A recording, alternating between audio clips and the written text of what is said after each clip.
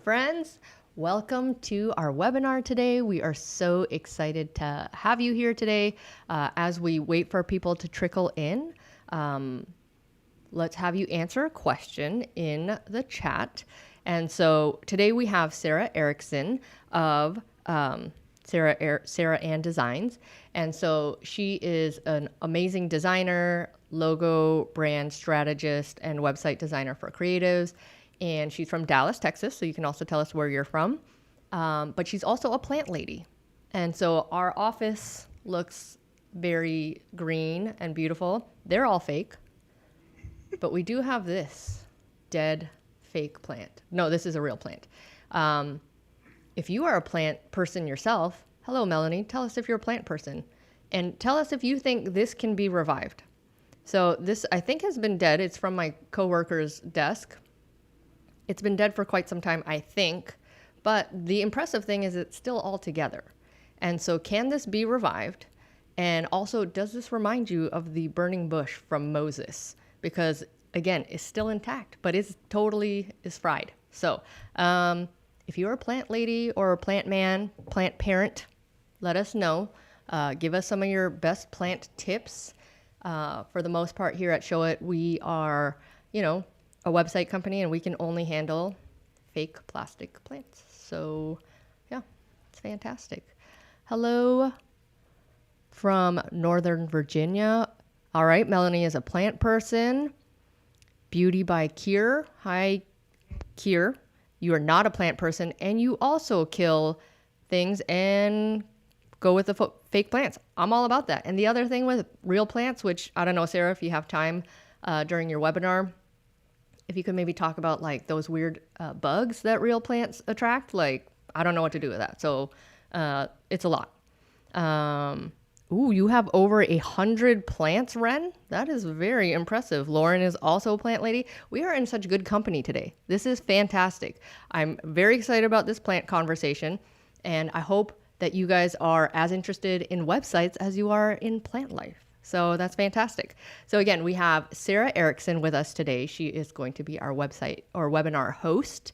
And so she has created tons of websites for creatives.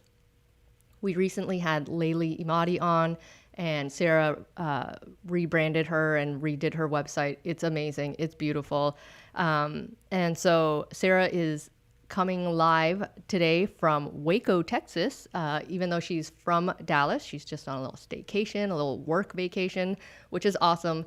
So we're so thankful to have her. She's a graphic designer. You need to follow her on Instagram because she just is so great, and she like has tutorials sometimes and like shows you some of the tools that she uses. So like one of my favorite things that she shared was like how she uses Procreate on her iPad to like do some of her design work, which is kind of amazing. So definitely look for her on Instagram, but you can check out more of her work on her website, which is sarahandesign.co.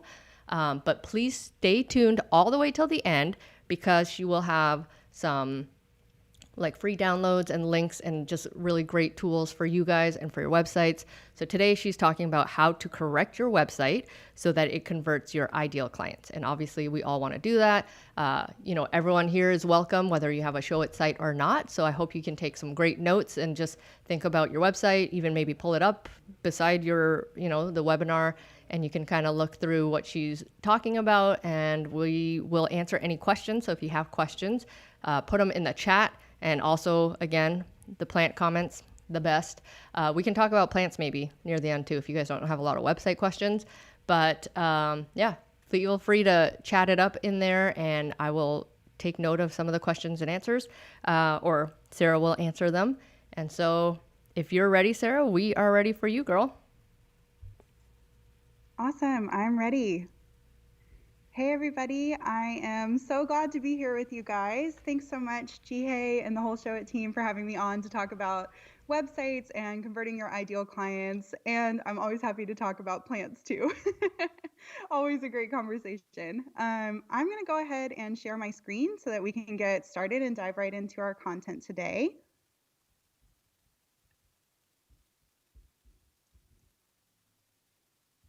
All right, so like Jihei mentioned, today we're going to be talking about website fixes to convert your ideal client.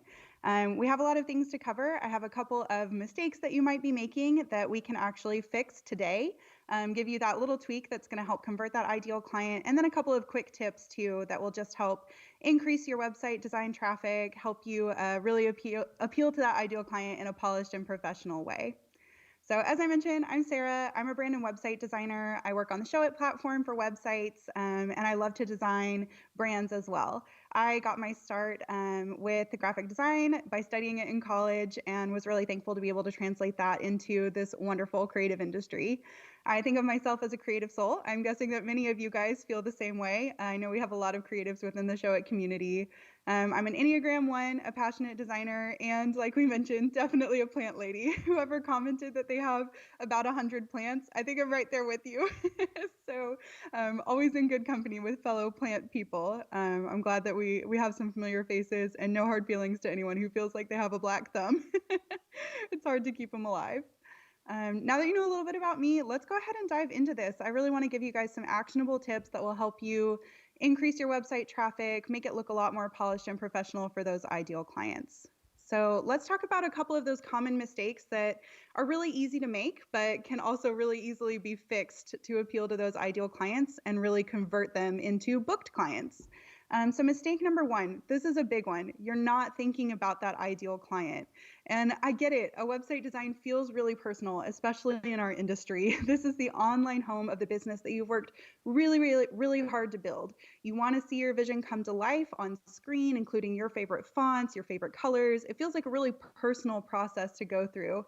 So it's easy to get wrapped up in those personal preferences. But the important thing is to bring that focus back to your ideal client and their experience of the website.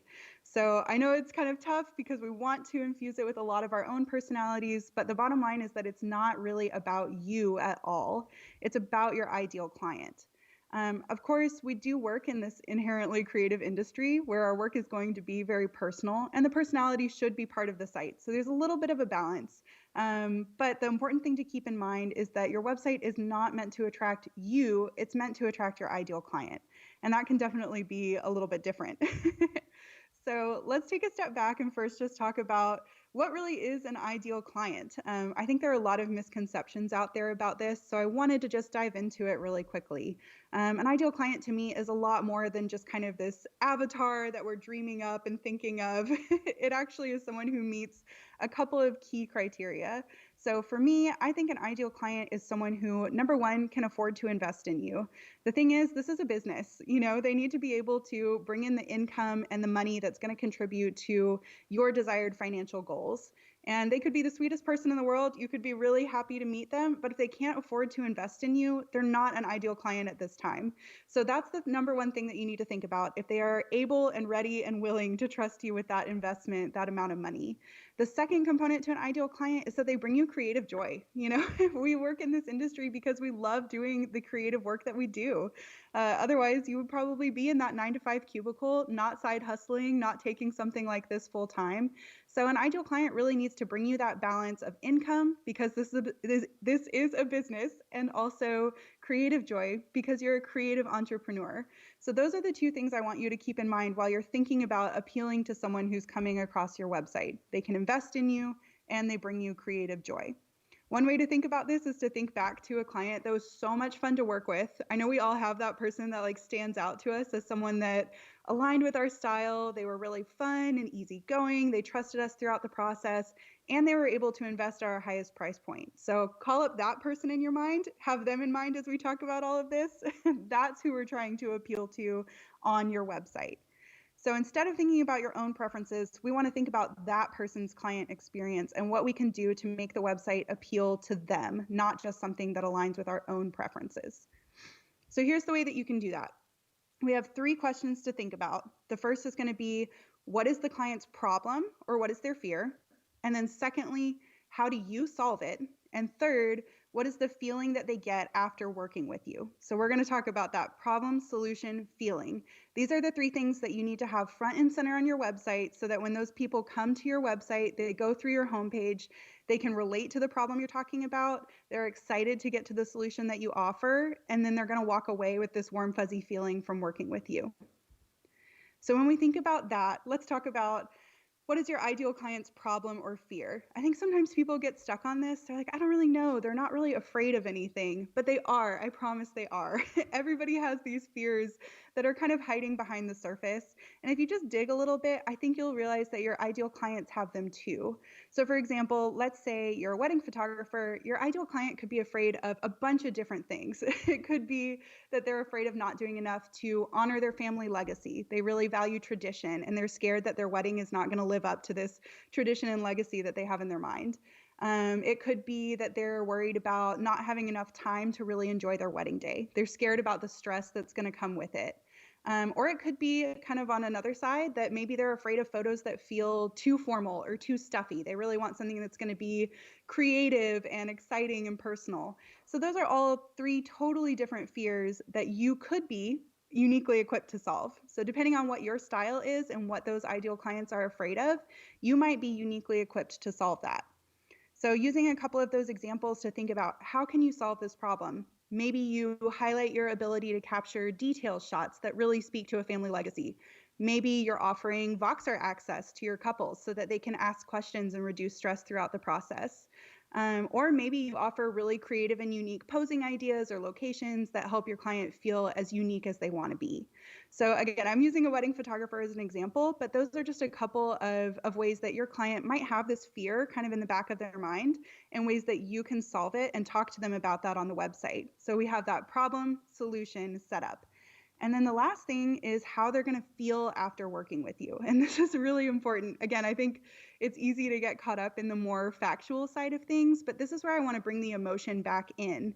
So really think about what is that client feeling as they're walking away from working with you? What is that emotion that's going on when you deliver that final gallery or when you show up on the wedding day and you guide them through? Are you offering them a sense of peace and calm? Are you taking away stress? Are you giving them the excited feeling to look forward to a family legacy? We have all these different little components and nuances in the emotion that they're feeling. And that's really what drives home a website that converts. It's not just about the facts and information and, the package that you can offer. It's about that transformation and feeling that you can offer to them that at the end of the day, they're going to be able to walk away with a certain emotion that only you can solve and provide. All right, that was a lot to cover for our beginning part, but this is the foundation to a really great website. As long as you're setting up this problem, solution, feeling, you're going to already have a website that is set up to convert because you're solving that fear in a way that is going to leave a lasting emotion for your client. So problem, solution, feeling, do a little bit of soul searching. Feel free to reach out to past clients and talk to them about what they were afraid of.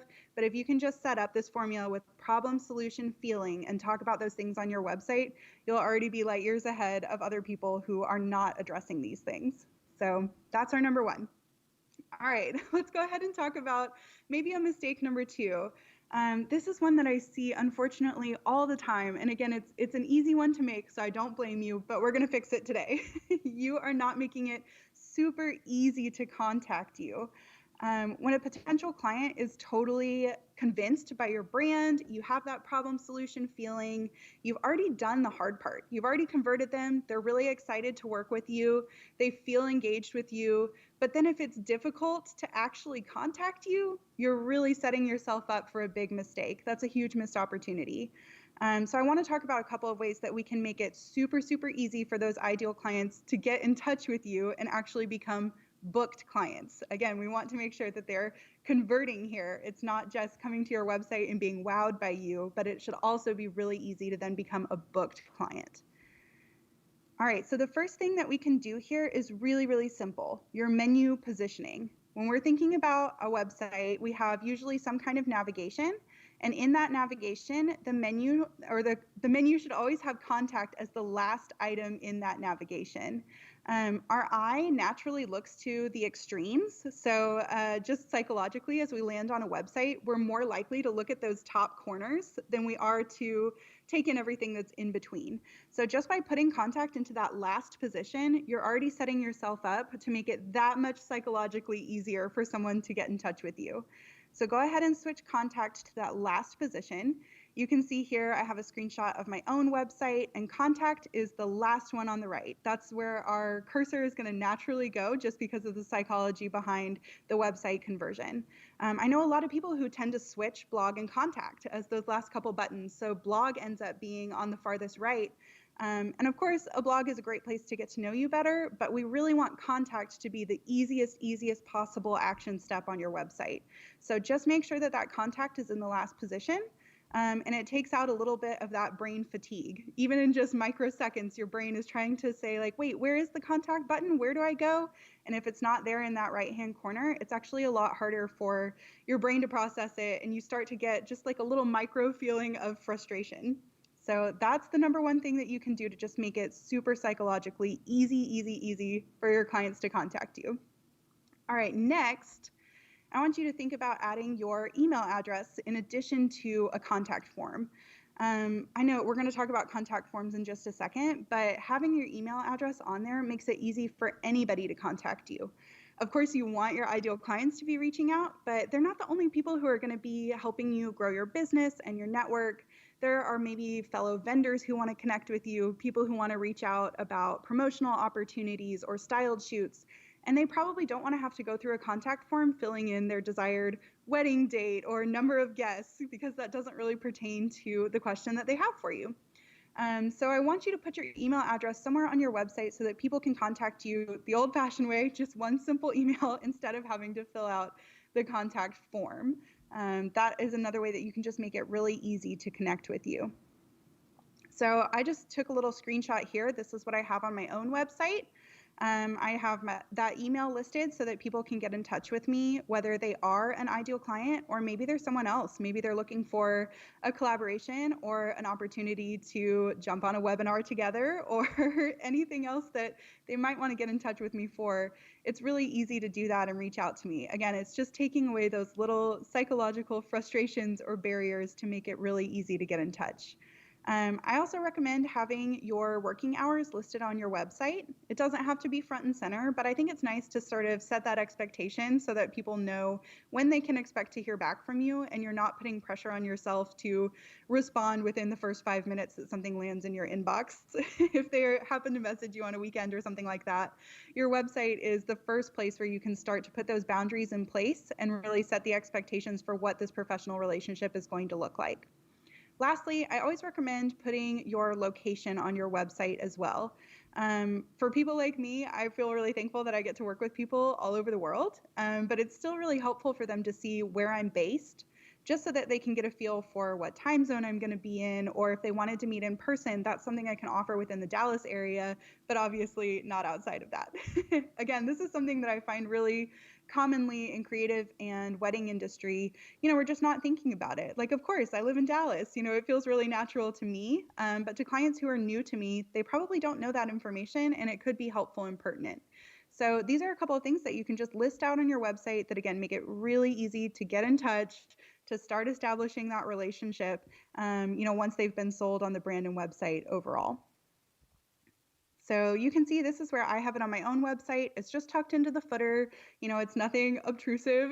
It's just there for people that are finally ready to take that next step. Once they've made it through the entire page, it's really easy to click and get in touch with me. All right, the last part of making it easy to contact you, we're going to talk about the contact form. And I know it's really difficult to scale back. We're all hungry to get as much information as we can from our clients so that we can then customize the experience for them. But I guess my unpopular opinion is to keep it really simple in the beginning. Don't overcomplicate it in the form. Again, just psychologically, you want to remove any of those frustrations and make it as easy as humanly possible to get in touch with you.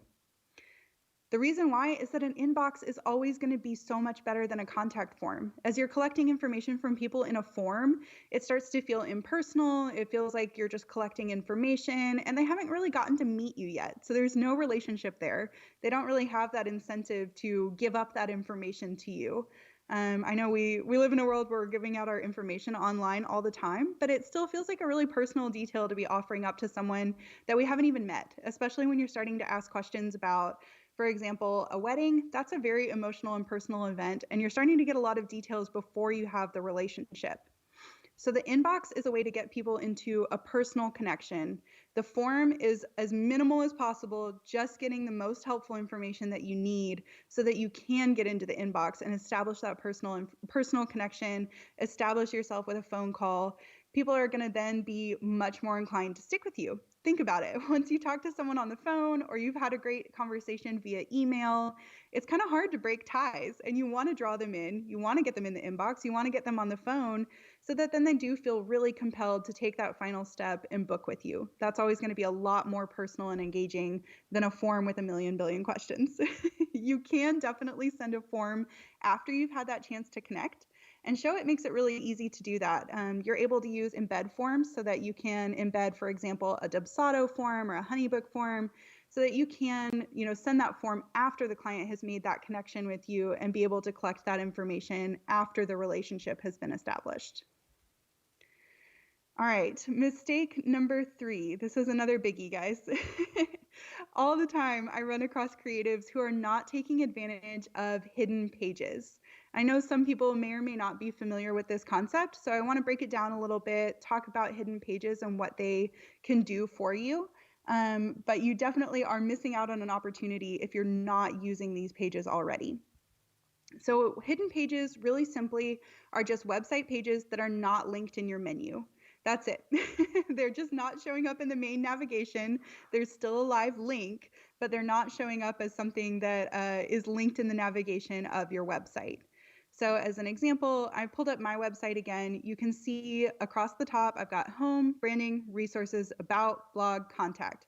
That's it.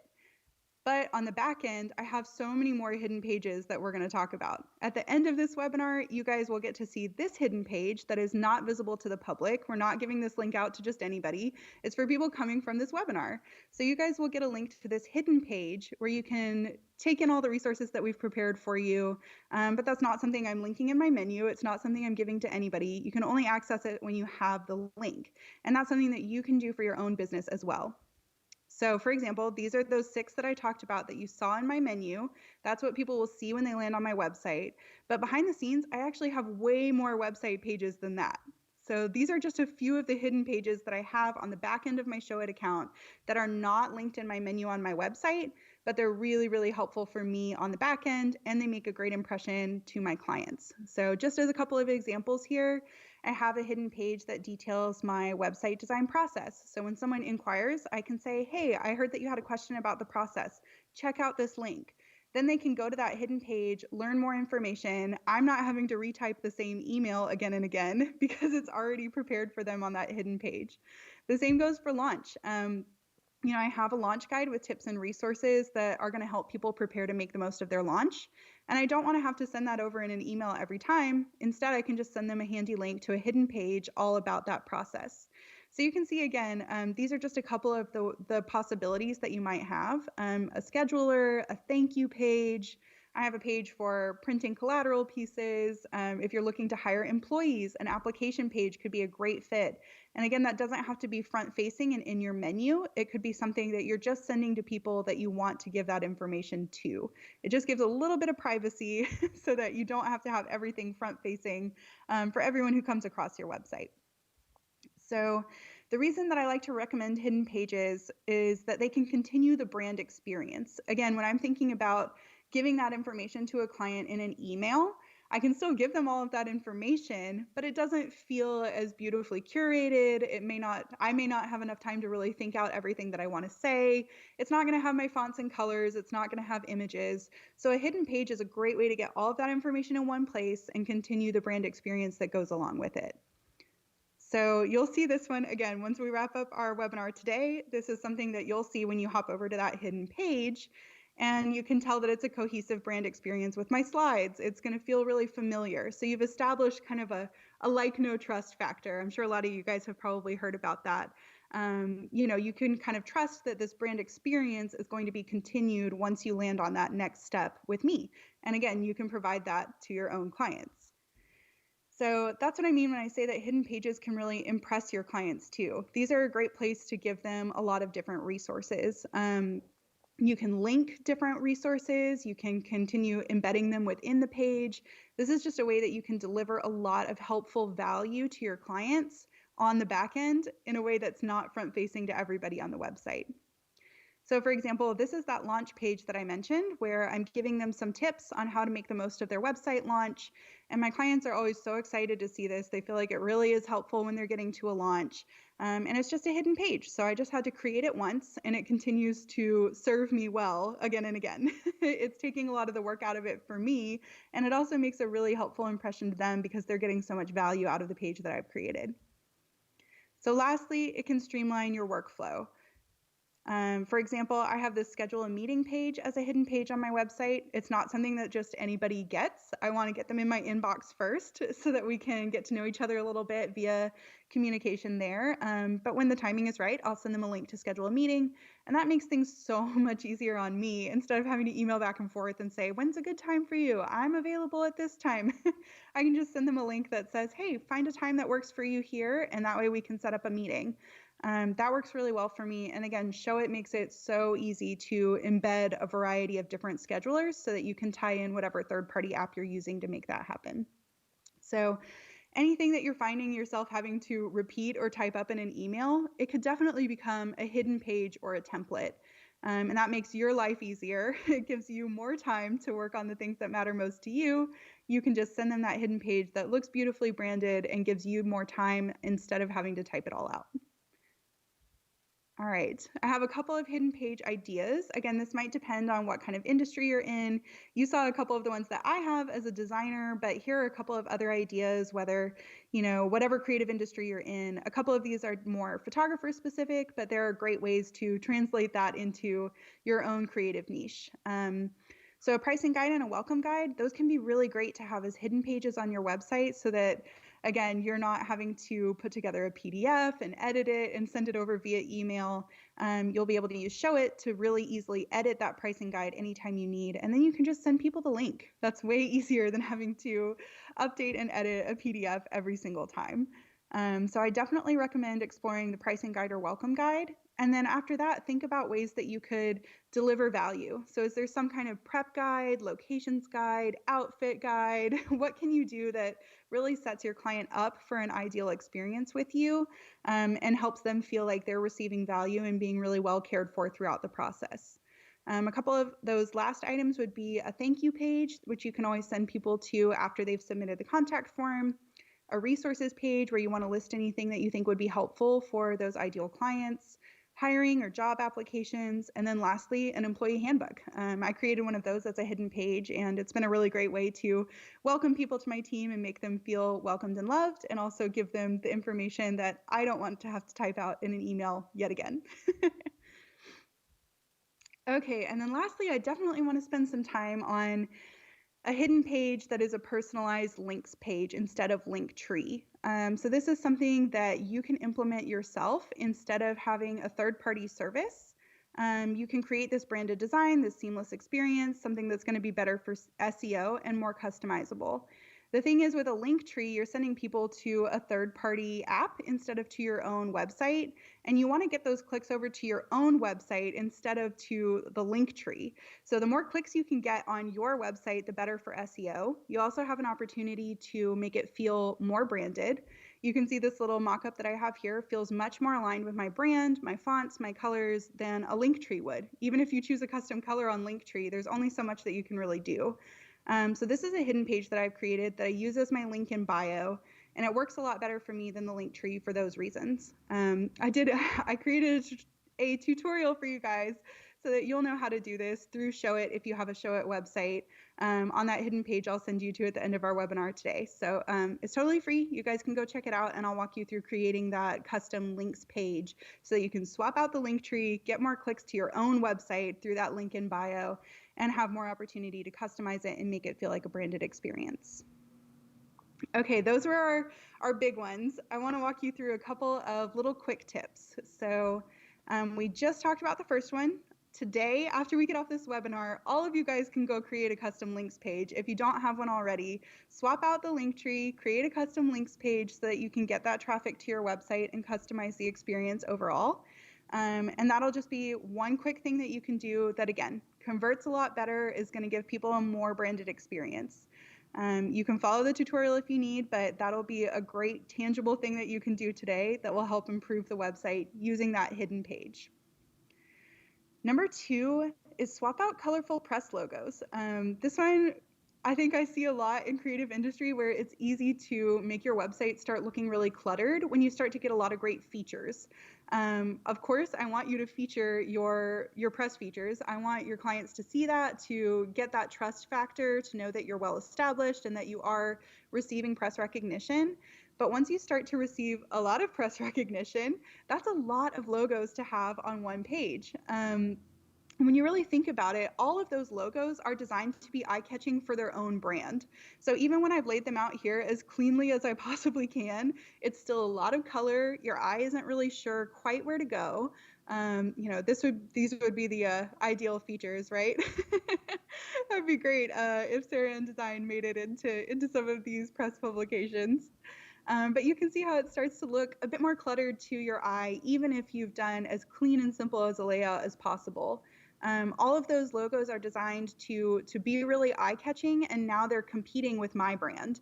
They're competing with my logo for attention, and I don't really want the attention to be going towards these other brands. I want the focus overall to still be on my own brand. I want clients to see where I've been featured, but I don't want them to then be drawn to these other brands instead of my own. So a really simple way that you can just make that feel a lot more streamlined is to just put them all in the same color. This is a really easy fix, just to put them all in grayscale.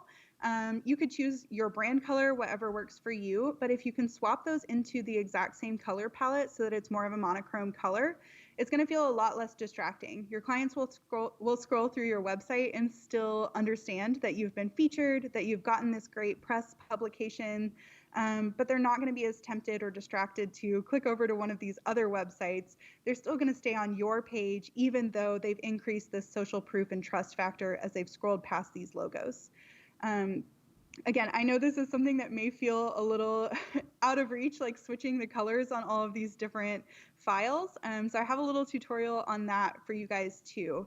A couple of really easy ways just to swap the colors, whether you're working in Photoshop or even just preview on a Mac or in Canva. I have a tutorial for y'all so that you can switch them out to be grayscale or be all your own brand color so that it feels a lot less distracting for you guys. So that's your second action tip for this week. You're going to create that links page, and then you can switch any featured press logos into the same color palette. Another way to solve this is just to list your features in a text list, and that's totally fine too. Just be thinking about what it's like as the ideal client to scroll through that website, and is it complicating things? Is it drawing the eye in a negative way, or is it something that feels cohesive with your brand, which should really be the star? Our last quick tip, number 3, is to list your pricing on your website. And this one I know is a little bit controversial. Some people recommend it, other people recommend against it. But for me personally, I think this is really, really important. I firmly believe that you should list some kind of pricing on your website, whether that is a specific number for a particular package, or if you want to just simply list a starting or average investment. That can be a really great way to filter people who are a good fit. If you think back to the beginning of our presentation, we talked about the ideal client. Remember, they need to be able to invest in you. That's step number 1. So listing your pricing on your website just gives a ballpark range so that they know if it's a good fit. They need to know if they can afford to work with you so that you're not having to waste each other's time. They shouldn't have to personally contact you if their budget isn't even close to being on the mark of working with you. That email costs you. You're losing valuable time. I know how valuable all of our time is as creative entrepreneurs. The last thing you need to do is be putting together an email or a proposal for someone who honestly was just never going to be able to afford to work with you. The best thing for them is to move on to someone else who is in that right ballpark pricing wise. And the best thing for you is to make your timing more efficient so that you're not having to spend that time putting together a proposal for someone who was never going to be in the right ballpark anyway. I know it's hard to do because we don't want to lose out on leads. We want to bring in as many people as we can, but I want to shift that thinking to instead bringing in the right people. And listing your pricing on your website is just one easy way to set up that filter and really focus on converting the ideal clients, not so much the people that are going to suck your time away since they weren't a good fit for working with you in the first place. if the caliber of your brand and website feels aligned with a high quality investment, they aren't going to balk at the price point. So once you get these things in place, you've already set them up with that problem, the solution, and the feeling they're going to walk away with. They are going to be ready to invest with you if they can. So you want to make sure that you're giving that filter and really focusing on the leads that are going to be the very best fit for you and your business. All right, so just to wrap up, I wanted to leave plenty of time for questions here. Remember, these are the things that I want you to do to make your website convert those ideal clients. The first one is to think about your ideal client, not yourself. Remember, it's hard to do, but your own personal preferences should not get in the way of your ideal client's personal preferences. We want the ideal client to be the star of the show here. Everything that's on your website should be appealing to them and what they want, not to you and your personal preferences. Even though it's tricky, I know you guys can do it. Put yourself in their shoes and really go through your website as if you were that ideal client, not yourself. The second thing was just to make it easy to contact you. We talked about a couple of tangible ways that you can do that, but again, just psychologically, we want to take away any barriers for that contact button and make it as easy as possible to reach out to you and for those clients to become not just potential clients, but then booked clients. You want to get them in your inbox and establish the relationship so that then you can continue it and really sell yourself and your services to them. The last thing was to take advantage of those hidden pages. We talked about a lot of ideas for that. Showit makes it so easy. And I've got those tutorials ready for you guys so that you can start to do a little bit of thinking about what hidden pages could, one, really make a great impression to your clients, and two, could help streamline your workflow so that you don't have to retype those emails. You'll just have those hidden pages available to send out as links to people. One quick note on that for the hidden pages as a super quick tip, Showit makes it really easy to hide those pages from Google indexing, and that'll be something that I cover on this tutorial page as well to make sure that those pages aren't popping up unexpectedly in Google searches. You can just click a little checkbox and Showit so that the link is really only appearing to people who have the link. They're not unexpectedly popping up on search results. So take advantage of those hidden pages, do a little bit of brainstorming about how they could benefit you and your business. And with these three things, I think you can really build a much stronger website that's going to help you convert those ideal clients, get more of them in the door, and make sure that they turn into booked clients. All right, that's everything I have as far as a presentation for you guys today. I'm really glad we could connect and talk about this. I'm really passionate about it, and I always love to chat about these things and what we can do to get more of those perfect clients into your inbox. So I'm really glad we could talk about it, and I'm excited to connect with you guys. This is that link that I was mentioning before, a hidden page only for you guys. So if you just go to sarahanddesign.co/showit, I'll be giving you guys all the resources and tutorials that we talked about today. So thanks for spending some time with me, and I will let Jihei hop in if we have any questions, whether it's about websites or plants. I'm down for whatever you guys want to talk about. Can we just take a breath here? That was so much information. Sarah, breathe. I don't know how you got all of that out in the time frame that you just did. I took down so many notes. It was so stinking good. I hope everyone just is able to absorb everything that you said. We do a replay. Right now, the link that you guys are on YouTube, you can just save this. You can watch this again and again and again, watch it again in 6 months, make sure you're still doing all the things that she's suggesting. I mean, just amazing. So let's get to some of the questions. Nicole asked, when you were talking about the problem, fear, solution, feeling portion, what is some language that you use so that you're not like fear mongering to your website visitors? Yeah. I think making it something that feels personal and again, speaking to the emotion is a nice way to play into that. And you can do it without sounding too harsh. So for example, if you guys go over to my website, I have on my branding and website design page something like, are you still feeling stuck trying to customize that template? Are you using hours that you don't need to be spending trying to do something that's not working for you? People kind of relate to those like, oh, yes. Absolutely. So I think whatever industry you're in, figure out what those little pain points are. And it's okay to talk about them because you're offering a solution. It's not fear mongering when you're going to offer them a way out. As long as you give them that solution, you'll be good to go. Totally. And I feel like on this point of the problem solution feeling, you're talking about this in terms of like your client's experience, in like booking you and in, looking for a particular service. But I think it's so apt for also this webinar about your website, because what is a problem that people are facing on your website, and like what is the solution to that? And obviously you gave us some quick tips on that to like, swap out those like distracting colors or other things like that. But you were also even talking about like, what are some feelings that people are having on your website? And so are they like frustrated or confused, or like they just don't know what to do next? So man, just so good. There's so many good things here. Next question was from Kier. She wants to know, what CRM do you use for to populate the emails on the hidden pages? Is that... Yeah, so you have a lot of different options. Thankfully, Showit makes it so easy to plug in your CRM of choice. I personally use Dubsado, which is a great fit for me. That allows me to embed my scheduler and forms that I need to use. I know Honeybook is another really, really popular choice, and that integrates really nicely as well. So good. And then Johanna also was asking, she uses 17 Hats Online for a booking calendar, and she wanted to know what else, if you have other recommendations. But maybe that goes with the last question you just 17 did. Hats is a great one. I know a lot of people use Calendly. The ones that I mentioned, Dubsado and Honeybook, both feature their own schedulers also. So you can use any of those, whether you're embedding them directly on the site or even just using a button on your site that links to an external site. That's okay too. So you have options with all of those. Showit makes it really easy to incorporate them. So good. Okay. And then maybe the last questions for today are from Lisa, and she's asking, do you suggest adding a booking calendar to your website and linking your Honeybook contact form to your website? Yes. So for your booking calendar, I like to offer that as kind of a secondary step.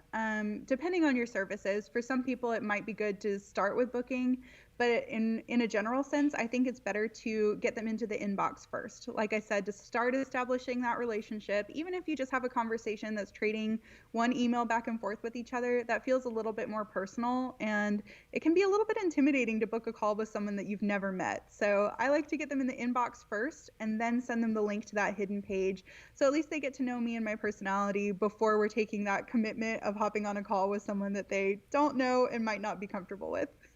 Oh man, Sarah, seriously, you just like blew us away with so much like practical, good information. I feel like what you were talking about with the ideal clients was so spot on, right? Like, I think so many of us are, especially after a year like this year, you're kind of like, hire me, just give me some money, But what you said about your ideal client is someone who can afford you. I just think that was so beautifully put, that like we shouldn't just like, yes, I mean, sometimes we have to do different things in different seasons, but if you're in a good place and you're offering a quality product, like tell people what you're worth and then say, this is, the starting package. I would love to chat more with you. And that was just so good. I think that was such a great piece of, advice for all of us to consider. Good. I'm glad that resonated with you guys. Of course, I'm really passionate about lifting up creatives and for us to be doing work that we love, but we should also get paid for it. Absolutely. It's really valuable work, and I want all of you guys to really be paid the value that that's worth. Yeah, that's so good. And so, again, guys, rewatch this webinar. You can go to the link that Sarah said. So it was sarahanndesign.co/showit. So generous of her to have all of those great tutorials on how to implement some of these things. The link page, so great. And, we don't do these webinars so that we can like lift up our host, but like, can we please take a minute to appreciate how beautiful Sarah's slides were and just the work that she's doing? I mean, her logo was so beautiful.